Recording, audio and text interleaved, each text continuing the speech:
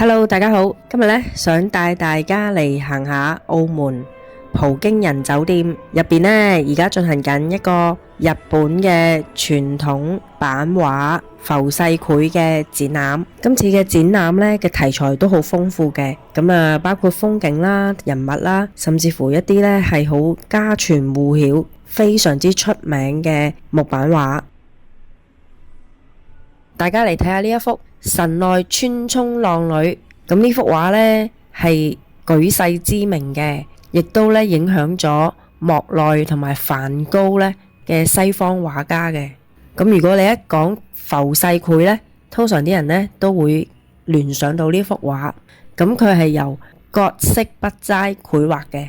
咁如果大家呢有睇過佢啲畫呢，都會感受到呢，其實佢係一個旅行家。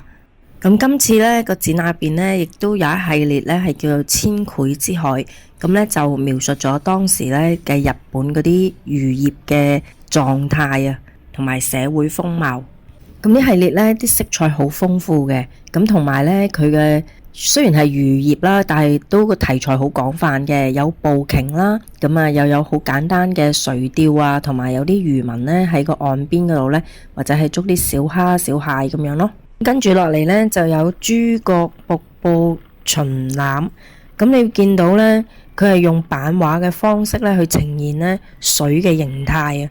咁呢，佢嗰啲瀑布呢係好難畫噶嘛，用水。咁但係佢竟然呢用版畫呢係套色咁樣呢，就去做咗個水流嘅感覺出嚟喎。咁所以呢，呢幾幅畫呢都好出色。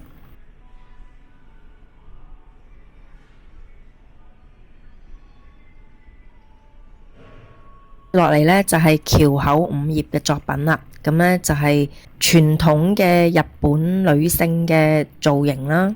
你可以喺佢身上見到好多日本和服同埋當時女性嘅打扮。咁跟住落嚟呢就係另一位大師啦，就係歌川廣重。咁呢就帶我哋嚟到呢個江戶近郊八景。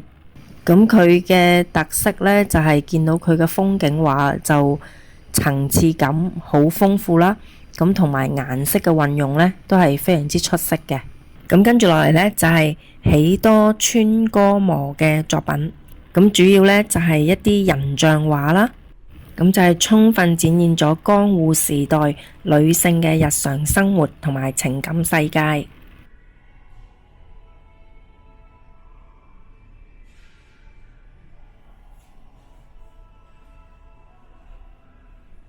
咁再嚟呢，就係鈴木春信，咁佢嘅一大特色呢，就係多色木板技術，同埋佢嘅人物畫呢，就結合咗室內嘅背景或者係自然嘅風景，喺當時呢係一大突破咯。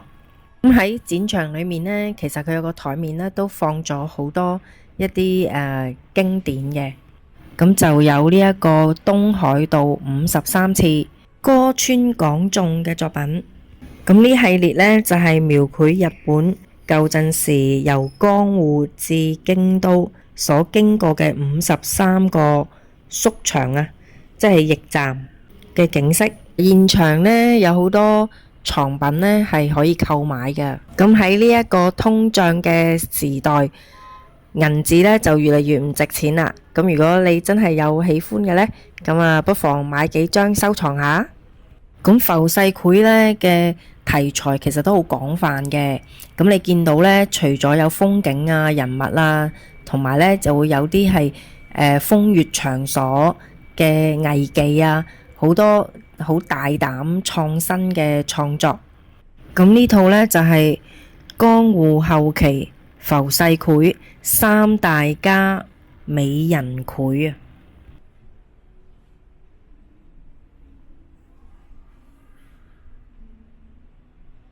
咁呢一套呢，就係叫做私藏艷美浮世繪名畫讚。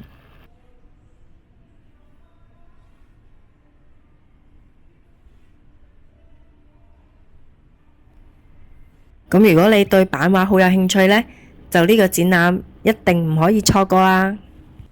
OK，今次嘅介紹就到呢度啊，多謝大家按讚、分享、訂閱，歡迎大家打賞，拜拜。